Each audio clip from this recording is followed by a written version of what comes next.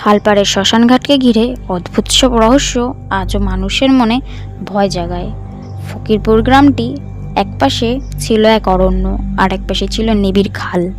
সেই খালের পাড়েই বহু বছর আগে গড়ে উঠেছিল শ্মশানঘাট। দিনের বেলায় জায়গাটা যত শান্ত, রাত নামলেই সেখানে নাকি শোনা যায় কান্নার শব্দ, ঘণ্টার ধ্বনি কিংবা আগুন জ্বলার আওয়াজ। গ্রামের প্রবীণরা বলেন, অজস্র অকাল মৃত্যুর মানুষেরা আত্মা নাকি এখনও সেখানে ঘুরে বেড়ায়।